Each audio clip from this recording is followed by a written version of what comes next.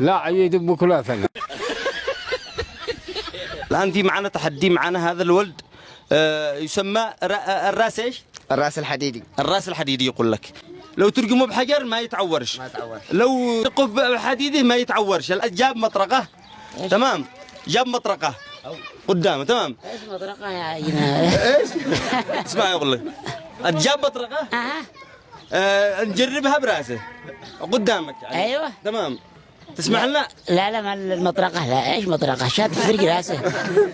عادي الراس الحديدي. ايش راس حديدي ماشي، هذا ما تقاش ما تسكت. قد قدامك الآن لازم نعمل له دقة. ايش رأيك؟ لا انا من رأيي ما تشاد. بس يعني معاكم هانس عفت أوليه مثلا لو حاجة ولا؟ ايش تعوره؟ معانا 3 عيادات، هنا عيادة وهناك عيادة يعني عادي بس ما نسمحش لك تعوره يعني. ليش؟ لا تضرب الشيء إلا إذا قدك يعني ناوي اليوم تتخلص منه. يا أخي حرام. حديدي حديدي حديدي الرجال خينه وشارب من الليل تمسان يعني. ها هذا ما قاعد بيش يشرب حاجه ليل تمسان صاحبه. خلينا نجرب على الصلاة عشان تفتدر على طول. هذا اذا صاحبك راسه حديدي معك شعر. وش ليش الشعر يحميها؟ ايوه جرب. لا لا ما تقربش، تخليني قلفت هذا الحلم تتشعر. ادخل. ايش تخليك ايش؟ ها؟ ايش تبغى؟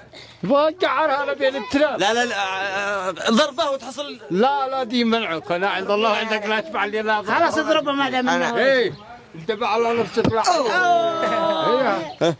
ايه شوف راس حديدي قلنا لك تتعجب راسه. لا عيد بكل ثانية.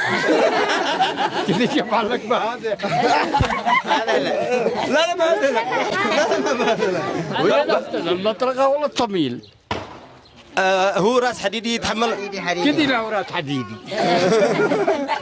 يجرب هذا صح، لا راس حديدي يجرب هذا. باقي الاستاذ عبد الله ضروري واحد نصلح له واحد الان. هو راس حديدي ولا لا؟ يلا امسك يا حاج امسك. ايش مسكني من صدق. نصلح لك واحدة.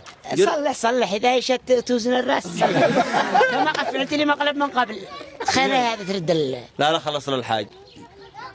يمي كنا عن هذا ما حد تمار ربال والله كلها مطرقة حديد.